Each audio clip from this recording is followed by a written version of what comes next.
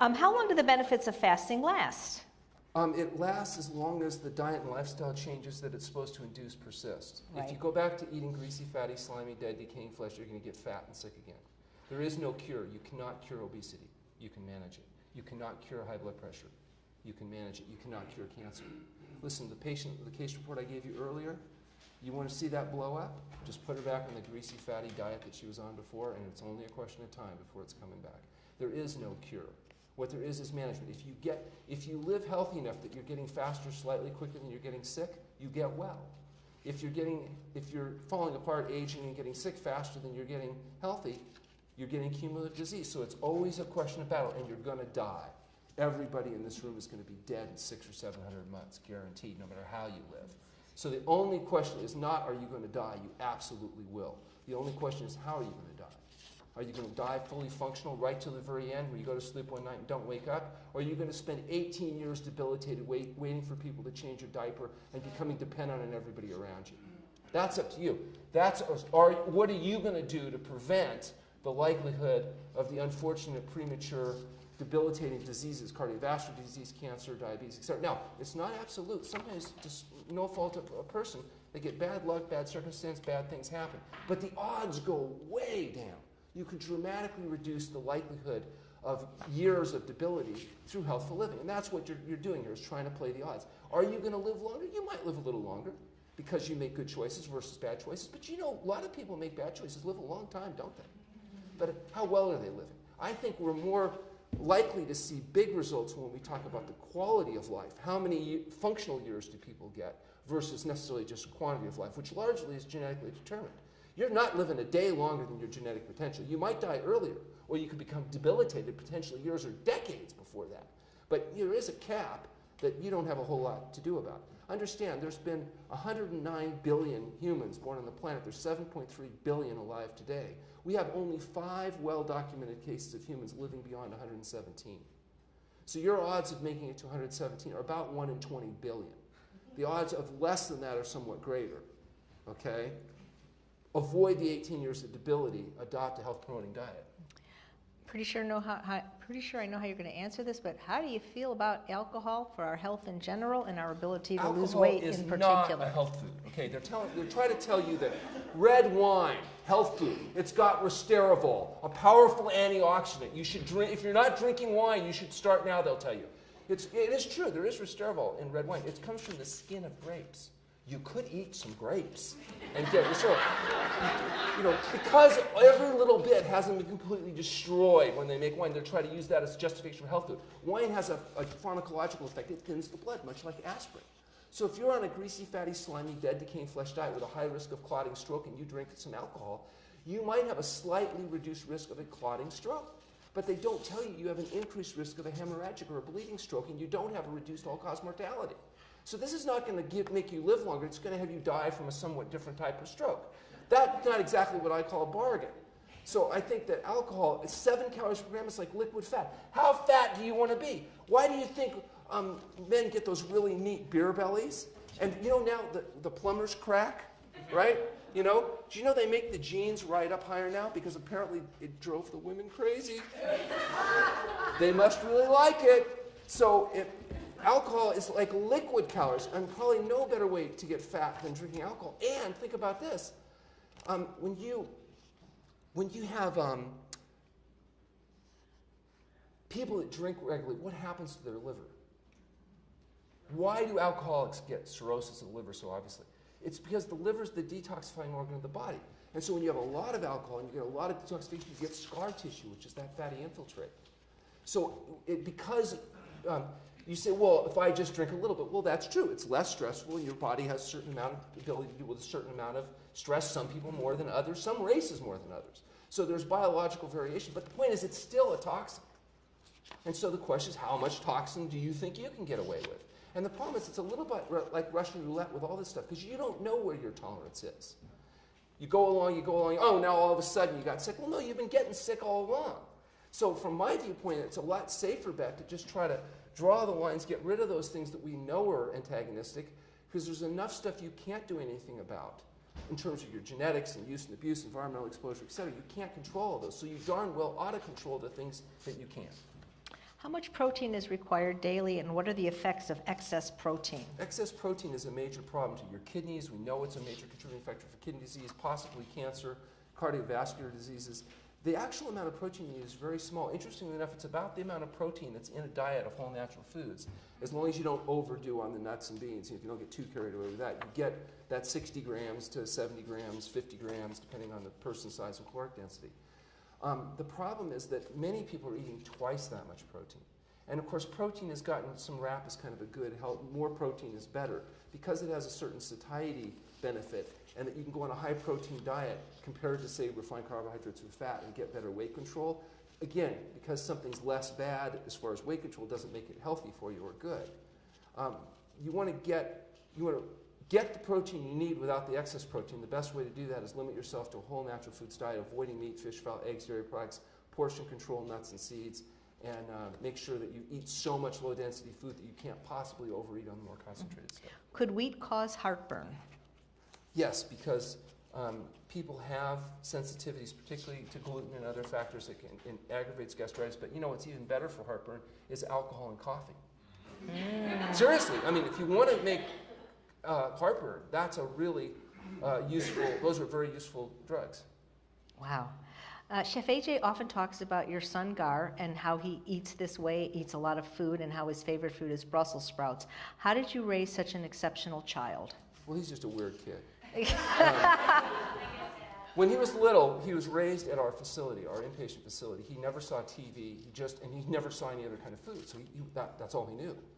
And I decided to do a little experiment when he was a kid. I said, Gar, if you're a good boy, there's a special treat that I'll let you have, and they're called Brussels sprouts. But you really have to, it's exceptional when you're really good. And then one day, they were bringing a plate of food out for a patient and had Brussels sprouts. I mean, he's like 4 years old. He said, oh, you must have been really good.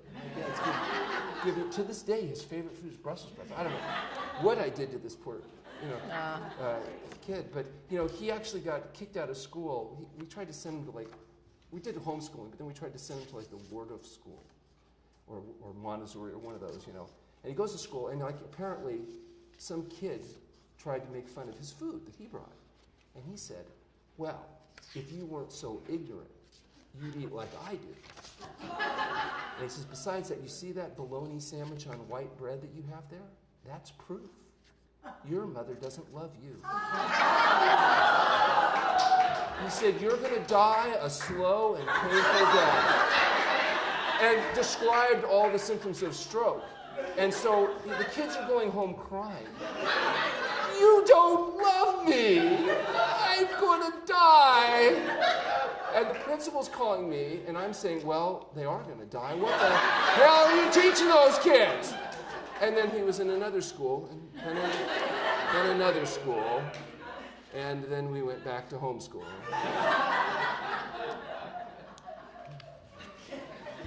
Can fasting help with non-cancerous thyroid nodules or getting one off their thyroid medication? Yeah, sometimes, especially, a lot of people are put on thyroid medication inappropriately. It's because they were fat or cold or hot or whatever, and, just the wrong reasons. So those people obviously shouldn't be on thyroid replacement. For people that have been on thyroid replacement for a long time, there's a negative feedback that occurs, and you probably won't be able to get them off completely because it is a replacement therapy, and the natural production has become diminished. Sometimes, though, in fact, frequently, we have to reduce dosaging, or you become hypothyroid because your thyroid function does regenerate to some degree, but not necessarily. A person who's been on Synthroid for 20 years probably isn't getting off thyroid completely, but their dose levels obviously are going to be reduced. Plus, when you lose a lot of weight and there's not as much as you don't need as much thyroid in order to maintain function of what's left. So as far as thyroid nodules, yeah, some thyroid nodules will respond to fasting, some will not. That's more of an individual situation. Before I forget, for those of you that have those kind of really specific questions that only pertain to you, you can go onto our website at healthpromoting.com.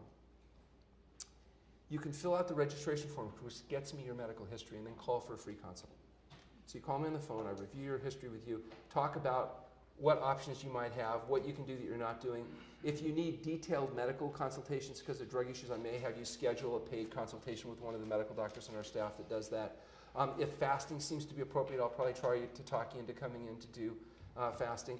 An awful lot of people, though, by the time they do the preparation, they get well before they come in. It's amazing how many things get. I just had a patient recently has gone through this huge medical workup, right, for bilateral neuropathy, nerve numbness, both legs. So she's been to the orthopedic surgeon, the neurologist, the podiatrist. She's been to all kinds of specialists, had $200,000 worth of medical workups. And the only thing they all agreed on was that when she asked them, well, what about diet? They said, no, this was nothing with diet. Okay? So she's going to go to what they say our sign should say the last resort. So she gets a referral to me. She's going to come in and fast. I said, well, before you come in, we need you to do this preparatory diet. We get her on a diet that is, fruits, vegetables, grains, legumes. That's it. So nothing, no wheat, no. So she's on this gluten-free diet for a week. By the end of the week, her numbness is gone. Okay? So she calls up to cancel her steak. She doesn't need to come in. And she was so mad. And she said, I spent all this money. How come those other doctors, I even asked them about diet, all said it wouldn't help, it didn't matter, this wasn't a diet problem. And the one person I never even saw resolves it. What? I spent all that money. And I said, I don't know, but I think you should call back and ask each and every one of them why. Yeah. She was mad at me. That's funny. Vitamin D, do we need to supplement? Vitamin D is a natural hormone that you form from the exposure to sun. Now, some of us don't get out in the sun enough to make enough vitamin D, and as a consequence, we're D deficient. You can do a blood test called 25-dehydroxyvitamin D. It should be normal. If it's not normal, you either need to get out in the sun or supplement D until at least you get it normal and then try to maintain it. Some people, even when they get sun, don't convert very efficiently and their levels can be low. Those people we have to supplement. It's one of those that sometimes does require supplementation for given individuals. Fortunately, a simple blood test lets us know. The best way is sun. The next option would be supplementation. Unlike B12, where you don't have to worry about too much, D is a fat-soluble nutrient, so you do not want any more than you need. So if we're supplementing, we do yearly testing just to make sure you're staying in target zone. And for most people, it's 2,000 to 4,000 units a day of D3 in order to be able to do that. Now, I've had some patients that are really ardent vegan patients, and D is normally made from lanolin, which is sheep wool. They don't have to kill the sheep, but it comes from that. But now they have a vegan D that is strictly vegan. Pure encapsulations makes it. So for those people that through moral, ethical, or spiritual reasons don't want to do a lanolin-based vitamin D, there is a D that's available if necessary. Some people are particularly vulnerable to this. For example, people with multiple sclerosis often seem to have a deficit in their conversion of D and have very low D levels, and it takes a lot of D to get them back up to level. And they think that may even be part of their vulnerability to that particular condition. So again, with isolated nutrients, generally we want to avoid all the pill, potion, powder crap, but occasionally there are individuals that have problems that we kind of mitigate. For example, some people, we usually use up to an ounce of nuts or seeds a day, very rich sources of omega-3 fatty acids, but some people are sensitive. They can't eat nuts. If they have one, they're going to eat the whole bag. So for those people, we have to say, don't eat nuts. And usually it's okay if they can eat seeds, but some people can't eat seeds either because they don't digest them well. And we might have to resort to supplementing D-cosohexohexanic acid, which is the end product that you make from your omega-3 fatty acid. There are some people that don't convert omega-3 fatty acid into DHA very well. So those, again, they get dry skin, they get symptoms. We might have to resort to nutritional medicine with them. It's not a universal thing that everybody has to worry about. But, for the individual that's doing things right but still having some symptoms, sometimes there's additional fine-tuning that can be done.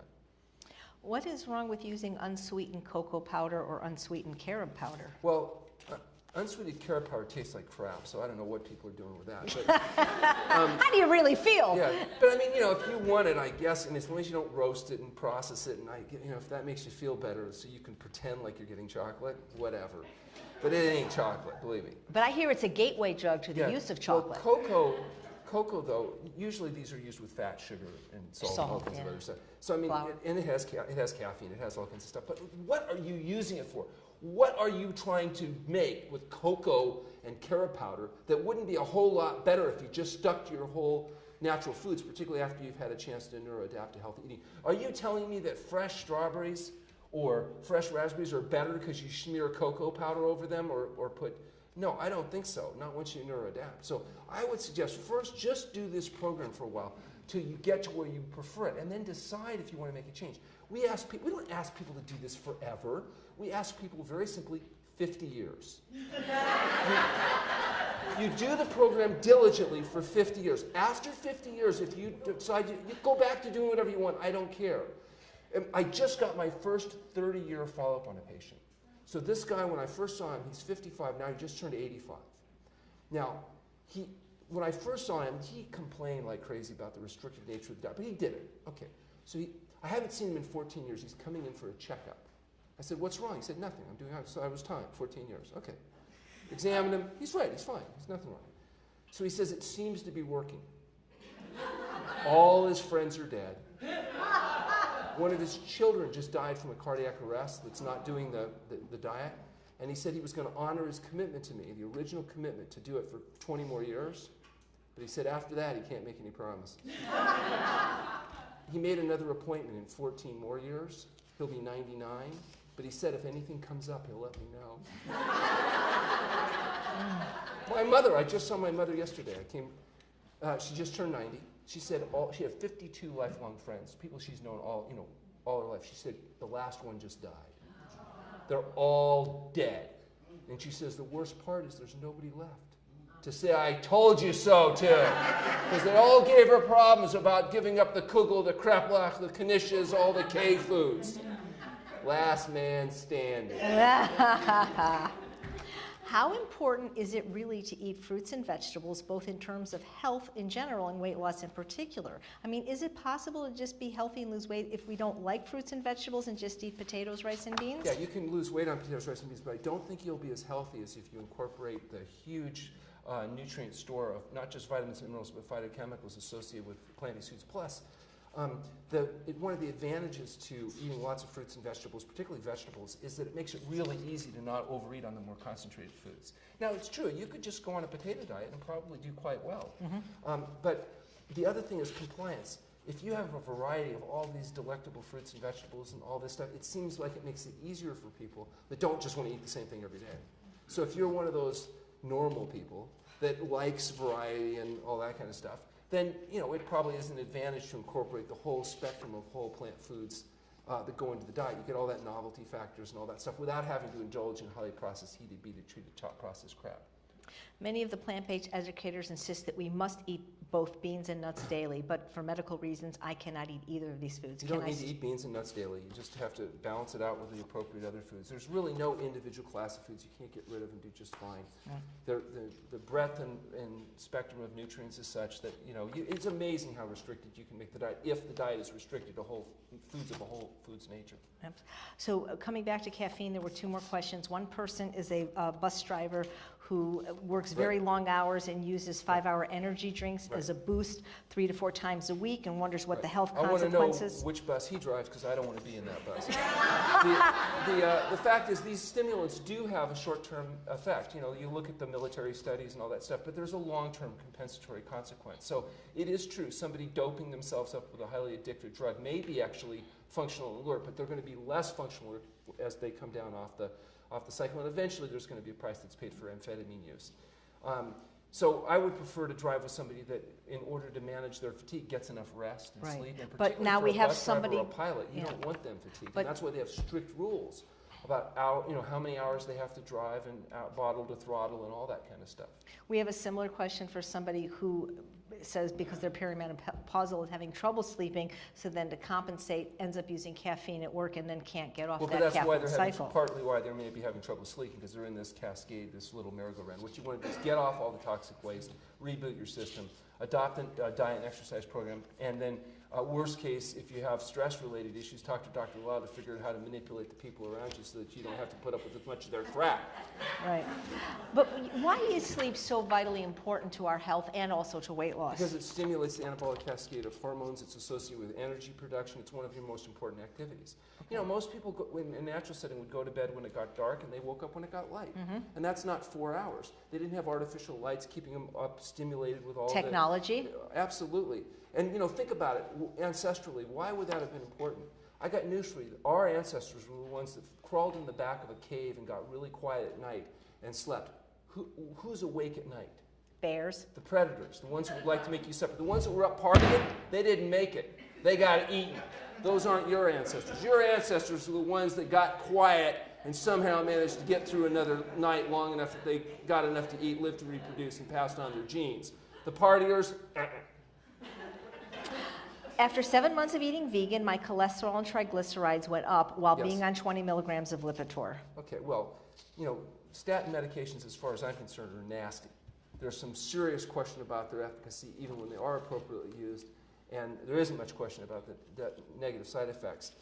People that adopt health-promoting diets, sometimes initially their cholesterol may go up. Where is cholesterol that you're concerned about being loaded up inside? The vesses, right? And where do you think it goes when you're losing fat?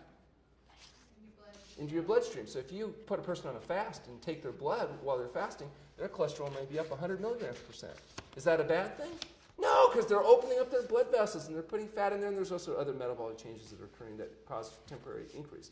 Cholesterol is a normal substance, 80% of which is produced by your body. The extra cholesterol you get from the animal foods may be a supersaturating effect and be detrimental, but I think it's really more of an epidemiological marker, not so much an individual variable. The fact your cholesterol levels go up at first is fine. You may just be mobilizing cholesterol. If you look at Dean Ornish's study, the correlate for health wasn't necessarily just the cholesterol levels, but was the diet. So even people that had higher cholesterol levels, if they were on a plant-based diet, their vessels kept opening up. Some people that had relatively lower cholesterols could still be plugging up their blood vessels with fat as they shunt the cholesterol and fats to their colon, getting colon cancer and other problems. Not necessarily a direct correlate, except maybe for the population as a whole, not so much for an individual. A much more sensitive predictor of all-cause mortality would be blood pressure. There's a strong correlation between your systolic blood pressure or your diastolic blood pressure and your all-cause mortality. The lower you drop your blood pressure to the optimum level, the lower your risk of death is. It doesn't work quite as cleanly with cholesterol levels. Is my HRT estrogen medicine keeping pounds on me? Hormone replacement therapy, like diabetes treatment, can make it even more difficult to lose weight. It doesn't mean you can't do it, but you have to work harder and do the right things because of the effects that they have on your both metabolism and all the other physiological mechanisms that makes storing fat easier. Right. We have some more specific medical questions here, like IBS, adrenal fatigue, and I'm going to ask you to do what Dr. Goldhamer suggested, fill out the form, okay, for these more personal questions. Okay, Dr. Goldhamer? That's good. Okay, so I never even heard of this, but what is the problem with the HCG diet? I don't even know what that is. Well, you know, now they're giving people human growth hormone and other, I mean, you got to be really careful. When you start taking hormones and growth hormones and different things, even if they're clinically effective at making muscles bigger, and you know what I mean, the consequences are often pretty severe. So I wouldn't recommend any of that if health is your goal. Right. If you're trying to be a lineman in the NFL, then you know there may be some utility to it. And if you don't mind the secondary consequences of that type of treatment, which is early death and debility. After menopause, are women still a fat storage device, even though the estrogen levels are lower? They're still energy-conserving fat storage devices because although the estrogen levels are lower, they're still higher than males. Sure. And so, you know, you never get a break if you're a woman. It's just, it's going to go on and on. It's like I say, just get used to it. Two questions on salt. I have no problem with sugar and oil, but I do have trouble getting rid of salt. And is salt addictive like sugar, flour, and alcohol? Well, it's probably not addictive in the technical sense of addictive, but it certainly is difficult for people to neuroadapt. We know if you go on a very low salt diet, it takes about a month for the taste neuroadaptation to adapt to where you can now taste, like for example, if you eat chard, it'll taste salty to you. Whereas if you've been on a high salt diet, it may not have any flavor. A lot of these gourmets can't taste anything. It has to be so powerfully spiced and salted. But the longer you do this, the better the good foods taste, and the less inclined you are to have to say. In fact, if you go on a fast, it happens really quickly. And you eat soup in a restaurant, it can literally burn your tongue. You're thinking, oh my God, this is like they made a mistake. But then when the waiter comes over and tastes the soup, like, no, it's fine. What's wrong with you? And you can't believe it. It's the same thing that you used to like, and now it's actually too much.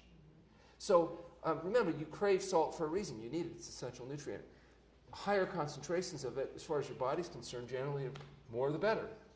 Very difficult to adapt to a low salt diet. One of the problems on a low salt, very simple diet, it's very difficult to consistently overeat.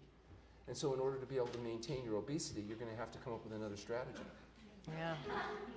Right, because even something like French fries, if it's just the oil and the potato, it doesn't really taste very good. Or cheese. Take the salt out of cheese and it's just coagulated cow pus. People don't even like it that much. You know, or bread even without salt. A lot of people, it's not as appealing. So literally what you're doing is taking oil, salt, and sugar and using carbohydrates as a carrier agent to carry it to your face. That's what a chef is. Yeah, A professional who's been trained to deliver oil, fat, and salt. When you said that to me, when you met me, and you said that we think of somebody as a great chef because of their ability to concentrate sugar, fat, and salt, it forever changed the way I looked at my culinary career, and I realized I could no longer be a pastry chef because even though I was using nut butter and, I mean, you were a good pusher. Exactly, yeah. And you don't get high on your own supply. Let me just tell you that right now. It's not good. But yeah, it really changed my life forever when you said that.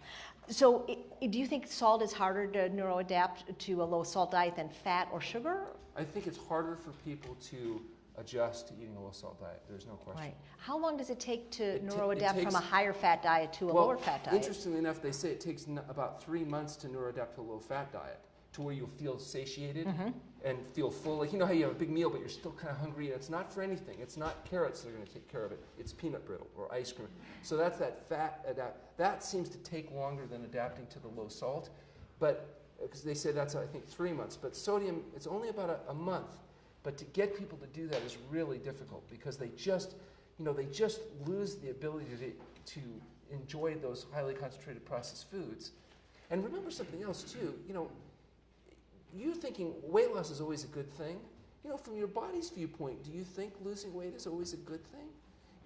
If you're a body and you're working hard to store fat, you're thinking, well, this is good because when spring comes late, I'll have reserves left. Do you think that, being absolutely at your most emaciated is the ideal norm? Do you think women are supposed to be? What happens to women if they lose too much of their percent body fat? They stop menstruating, don't they? They develop amenorrhea because the body's going to send in conservation modes because obviously you're in a deprivation mode. Now wouldn't be the time to make a baby. So you've got protection against being too thin. So recognize that you don't necessarily have to look like the emaciated heroin addict on the cover of the Women's Magazine in order to be healthy.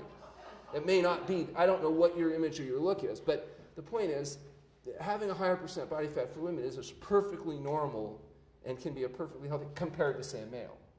On the other hand, that's not an excuse to be overweight because that compromises your health and the quality of your life. But be careful what your goals are. If it takes 3 months to neuroadapt from a high-fat diet to a lower-fat diet, what strategies because not everybody can stay at TrueNorth for 3 months and neuroadapt. They go back to their life, their work. This is where they relapse because they don't know that. Well, that's a question for Dr. Lau because my answer is suck it up. Okay, great. Thank you. What you got to do is, I don't know, what the easy solution is. I don't think there is an easy solution. You live in a world designed to make you fat, sick, and miserable, and everywhere you go, people are going to try to undermine your success. And if you are successful, particularly if you're a woman, watch out. If you're a woman and you lose 50 pounds and you go back to work, do the other women go, "Oh dear, we're so happy for you. What can we do to support you in your new habits?" Nope. Or do you walk in the room and they go, "Oh, here she comes, that bitch." They know why you lost weight, you mate poaching whore. They know, believe me, they're going to bring you cupcakes. Where are you going to get your protein from? Now all of a sudden they're concerned about your nutrition. Now men lose 50 pounds and they go back to work. They don't have as much problem because the other men don't notice. And if they do, they don't care. So it's easier for a man than it is for a woman. What can I say? I don't make the rules. I'm just describing it. Just a couple more questions. They're all pertaining to your favorite subject, fasting. Can someone with a history of disordered eating, specifically bulimia, the purging variety, not just the overeating variety, and anorexia, be a suitable candidate for fasting? It depends. It's an individual matter. You have to be very careful with patients that are bulimic because fasting can actually be a trigger. So it's not the fast itself, but so you have to have, number one, you have to have an appropriately contained patient. You have to have an adequate follow-up, and you have to have a person that's fasting for the right reasons. It can be very helpful, just like it is for other people, but it can be a trigger. So it's a relative contraindication to water-only fasting, but we still do use it in selected individuals, but it's not generally what we want to focus on is diet, sleep, and exercise. But as somebody who was bulimic, it would seem to me that just eating the health-promoting diet as an unrestricted feeder at TrueNorth, it could be just as beneficial because you can eat a lot. Well, it is beneficial in a different way. There's the reason. Remember, bulimics aren't just bulimic.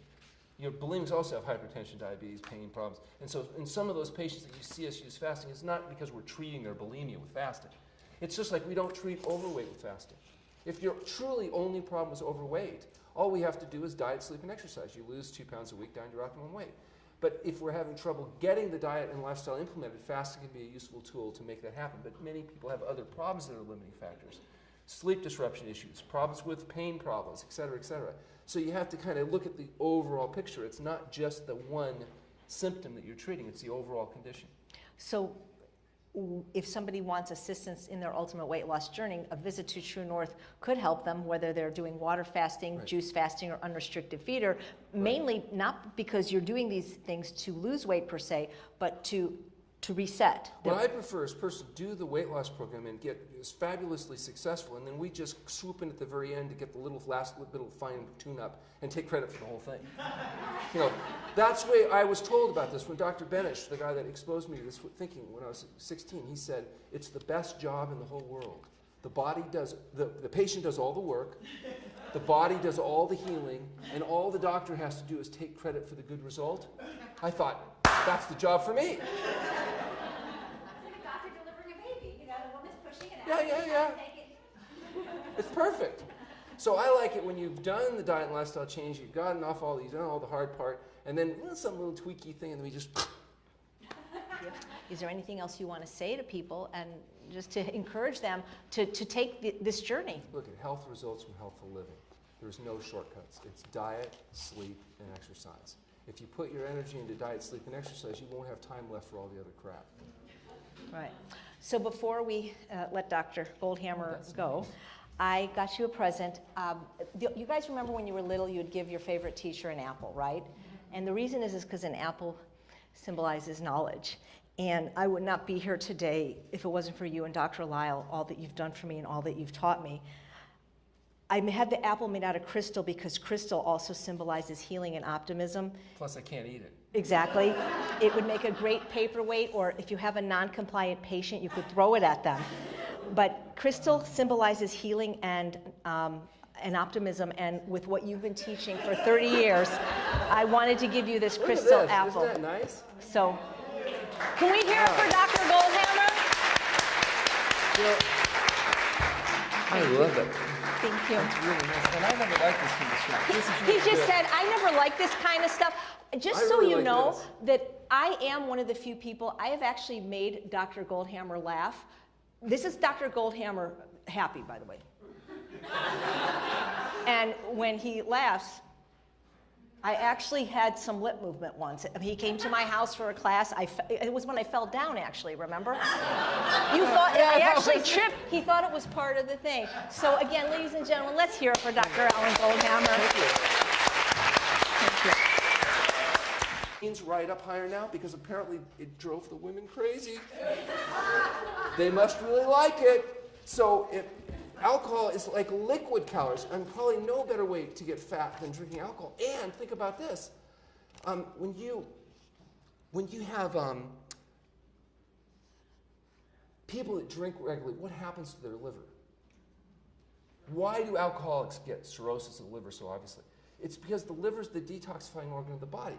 And so when you have a lot of alcohol and you get a lot of detoxification, you get scar tissue, which is that fatty infiltrate. So because you say, well, if I just drink a little bit, well, that's true. It's less stressful, and your body has a certain amount of ability to deal with a certain amount of stress, some people more than others, some races more than others. So there's biological variation. But the point is, it's still a toxin. And so the question is, how much toxin do you think you can get away with? And the problem is, it's a little bit like people get versus necessarily just quantity of life, which largely is genetically determined. You're not living a day longer than your genetic potential. You might die earlier, or you could become debilitated potentially years or decades before that. But there is a cap that you don't have a whole lot to do about. Understand, there's been 109 billion humans born on the planet. There's 7.3 billion alive today. We have only 5 well-documented cases of humans living beyond 117. So your odds of making it to 117 are about 1 in 20 billion. The odds of less than that are somewhat greater, okay? Avoid the 18 years of debility, adopt a health-promoting diet. Pretty sure I know how you're going to answer this, but how do you feel about alcohol for our health in general and our ability to lose weight in particular? Alcohol is not a health food. Okay, they're trying to tell you that red wine, health food. It's got resveratrol, a powerful antioxidant. You should drink. If you're not drinking wine, you should start now. They'll tell you. It is true. There is resveratrol in red wine. It comes from the skin of grapes. You could eat some grapes and get resveratrol. Because every little bit hasn't been completely destroyed when they make wine, they're trying to use that as justification for health food. Wine has a pharmacological effect. It thins the blood, much like aspirin.